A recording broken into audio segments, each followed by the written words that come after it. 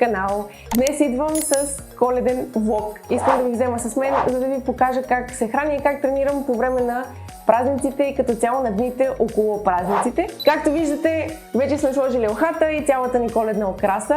По принцип, коледните празници са едни от любимите ми през годината и знам, че през този период YouTube се пълни с видеа на тема как да се храним здравословно и как да избегнем напълняването по време на празниците. Обаче аз съм дошла днес с малко по-различно видео. Искам да ви споделя нещо, което може би никъде другаде не сте чували. Искам да ви обясня всъщност как напълняваме и защо всъщност няма проблем да се храните малко по-безразборно по време на празниците. Това ще разберете малко по-късно във видеото. Като цяло, моето хранене и моите тренировки изобщо не се променят през този период. Ям нормално, тренирам нормално. Относно храната, храня се с същите неща, с които се храня и по принцип. На самите празници обичам да хапвам от всичко, което има на масата, не се ограничавам и ако има някаква допълнително приета храна, допълнителна енергия, която съм приела, просто я използвам за тренировките. Искам като цяло да имате в предвид, че нито аз, нито вие вероятно не сте професионални атлети и не ни се налага да изглеждаме по някакъв определен начин през този период от годината. Ако пък някои от вас, които ме гледате, сте професионални атлети и всъщност ви се налага да поддържате форма, най-вероятно вече знаете как да се храните и не ви е нужно това видео, за да разберете тайните на здравословното хранене. А пък за тези от вас, които не сте професионални атлети, но все пак искате да се храните малко по-здравословно, имам съвети и за вас. Те ще бъдат в края на видеото, така че имайте търпение, останете с мен и ще разберете какво имам да кажа.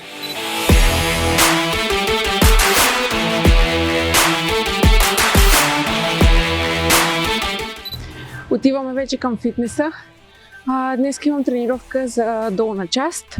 Имаме клекове и мъртва тяга. Клековете и мъртвата тяга ги правя между 1 и 6 повторения за сила, а пък останалите упражнения за долна част са между 8 и 15 повторения за хипертрофия. По време на коледните празници тренирам абсолютно нормално за сила и хипертрофия, както си тренирам по принцип. Не правя допълнително кардио, защото и без това не ми харесва да правя кардио. Тренирам си съвсем нормално.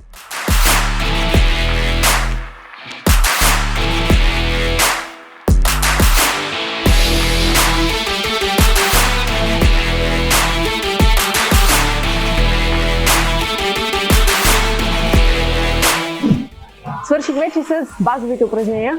Клека мина много добре. За пръв път успях да клекна с 102,5. Успях да направя 3 повторения. Сега в момента още свиквам на коленките. Обаче определено се усеща, че ти помагат малко на клека, помагат да се избуташ малко по-бързо от долната позиция. Така че съм много доволна. Тягата мина също много добре. Правих първа серия с 105, втора, трета и четвърта серия с 110. Успях да направя всички серии по 6 повторения. Определено и тягата върви нагоре, което е много добре. И сега вече влизам навътре да правя изолиращите упражнения, които не са чак толкова интересни, ама не може без тях.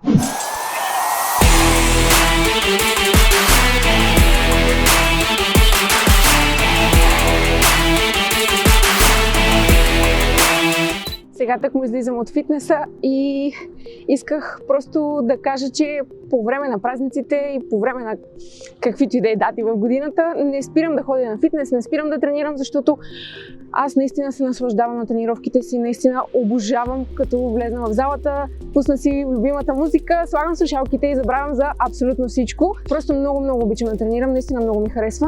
Освен това, ако така или иначе ще ядем повече по време на празниците, защо пък да не използваме храната за да натрупваме малко повече мускулна маса, малко повече сила?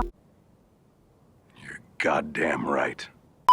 Със сигурност, ако си хапате малко повече, ще го усетите в тренировките. Ще имате повече сила. Сега отивам на работа, а до вечер искам да ви заведа на коледното пазарче, което има тук в центъра на Мадрид и да видите хубавата коледна украса. Така че ще се включим отново до вечера.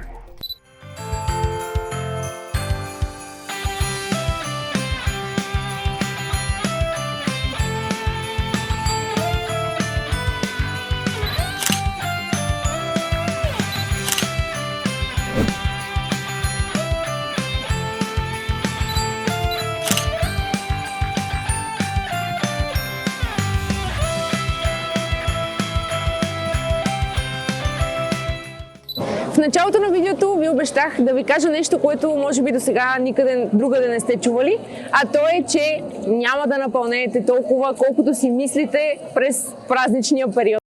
Oh my God! Wow! През 2014 година е направен експеримент с няколко души, които са подложени на 3-дневен калориен излишък от 1500 калории, което означава, че те са приемали 1500 калории над калориите, които са им били необходими, за да поддържат тегло. След този 3-дневен експеримент учените са смятали, че ще има увеличение на масната тъкан на тези хора, т.е. те ще увеличат подкожните си мазнини. Да, обаче това не се е случило. За изненада на тези, които са правили експеримента, хората, които са участвали, всъщност не са покачили никаква масна тъкан, а са покачили само телесно тегло. Покачването на телесното им тегло се дължало на това, че те са задържали повече вода, тъй като са консумирали повече сол и въглехидрати в диетата си. Освен това, участниците в този експеримент са имали нужда от средно 5 дни, за да си върнат обратно началното тегло, което е било преди да започне експеримента. Както забелязвате, в това проучване участниците са били подложени само на 3-дневен калориен излишък. Друг е въпросът, ако калориен излишък се поддържа в по-дълъг период от време. Например, през 1999 година е направено друго проучване с участници, които са подложени на 8-седмичен калориен излишък от 1000 калории допълнително на ден над калориите за поддържане на тегло. Очаквало се, поред математическите изчисления,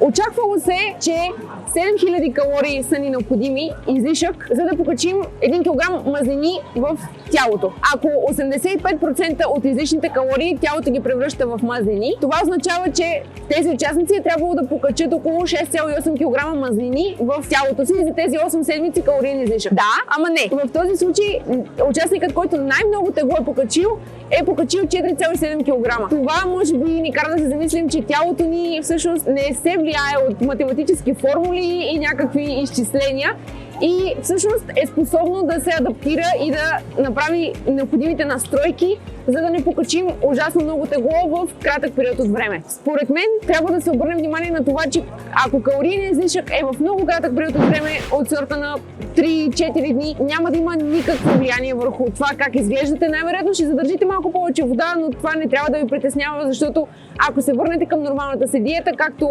участниците в проучването от 2014 година, те веднага са се върнали към нормалната си диета, за 5 дни са успяли да свалят покачените килограми, но според мен проблема се крие в това, че повечето хора всъщност не се връщат към нормалната си диета, нямат диета, която да е съобразена с баланса, с това да се хранят здравословно и да поддържат някаква форма през годината. Затова винаги ви казвам, че 1-2 седмици няма да объркат нещата.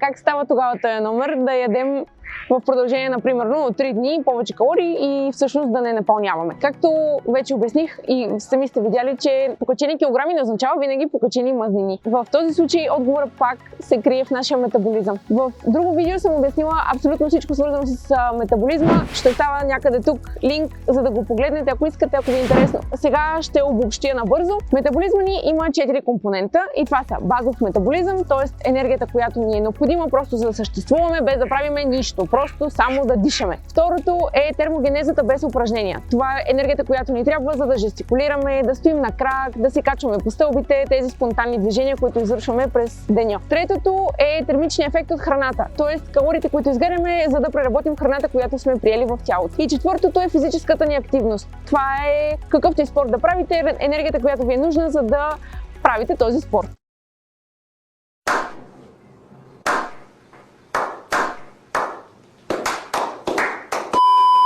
според многобройни научни проучвания, след период на покачване на калориите, приети в кратък период от време, метаболизма прави необходимите настройки, като например увеличава термогенезата без упражнения. Тоест, ние ставаме малко по-активни, почваме да се движим повече през деня, качваме се повече по стълбите, вместо толкова с асансьора, стоим повече време на крак, като цяло сме по-активни. Друго нещо, което се забелязва е, че когато приемаме повече храна, всъщност тялото ни изгаря повече калории, за да може да я обработи, тъй като самото количество храна е по-голямо. Като цяло искам да обърнете внимание колко интелигентно е нашето тяло и как нашия метаболизъм прави необходимите настройки, за да не покачим подкожни мазнини толкова бързо за толкова кратък период от време. А сега е време за чизкейк!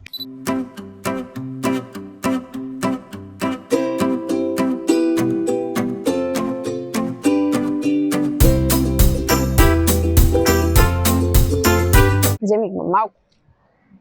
Малко вземи. Чакай да съм вижда. Не ми взимай малината. Няма. Аз не обичам плодове върху торти. За какво ядеш торта, като слагаш плодове отгоре, а?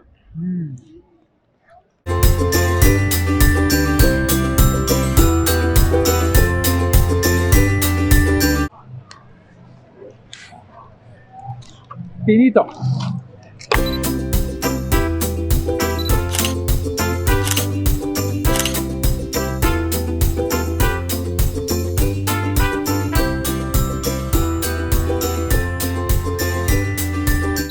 Me gusta tomar mis copas, aguardiente es lo mejor. Aguardiente blanco con su sal le da sabor. Ay, ay, ay, ay, ay, ay. Ay, mi morena de mi corazón.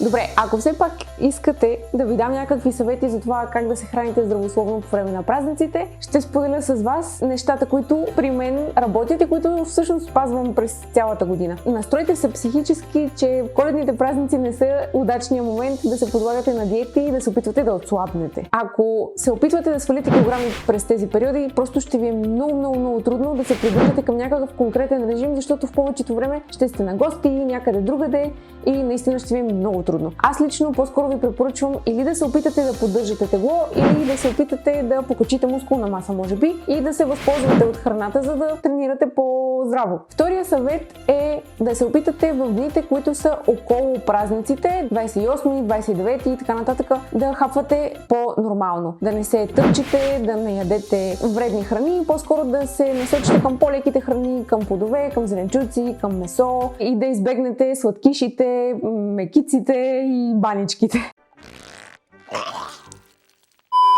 Можете да компенсирате другите дни, които може би ще хапвате малко повече. Друг съвет, ако искате на самите празници, ако сте някъде на гости и искате да имате малко повече контрол върху това, което хапвате, ви препоръчвам по-скоро да се насочите към месото, което има на масата, някакви свежи салати, да избегнете пърженото, да ограничите малко алкохола, да ограничите сладкишите. Може би може да се разделите десерта с някой друг, не е нужно да изяждате цяло парче от десерта. Отново нямам предвид да се ограничавате и да гладувате. Естествено може да си вземете от всичко, което има на масата, по-скоро да внимавате малко с количествата. Друг съвет е да се опитате да хапвате малко по-бавно. Ако ядете прекалено бързо, може би няма да се усетите кога сте се нахранили, а по-скоро ще усетите, когато вече е късно и сте преяли. Опитайте се да тренирате по време на празниците. Според мен, ако така или иначе ще вкарвате повече енергия в тялото си, защото постоянно ще сте на гости и ще хапвате различни вкусни храни, е добра идея да използвате това гориво, за да подхраните вашите тренировки и да се усещате малко по-силни, малко по-енергични. Според мен самите вие ще усетите колко по-готино е да тренираш, когато имаш малко повече допълнителна енергия в тялото. И последният ми съвет е да се опитате, ако няма да тренирате и не ви се ходи на фитнес, поне да се опитате да се движите малко повече през деня. Това, че сме ваканция, това, че сме си вкъщи с семейството, не означава, че не трябва да се движим и трябва да сме цял ден на дивана и да гледаме телевизия. Може да отидете някъде на разходка, да се разтъпчете малко.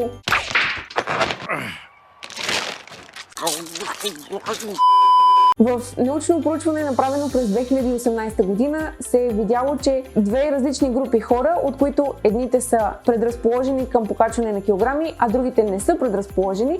Тези, които не са предразположени, след период на преяждане всъщност увеличават малко физическата си активност през деня и са по-активни от хората, които са предразположени към напълняване. Тоест, да кажем, че хората, които по-трудно напълняват, всъщност когато приемат малко повече храна, я изразходват несъзнателно и излизат повече на разходка, движат се повече през деня. Така че след като вече знаем това, може би е хубаво да го приложим.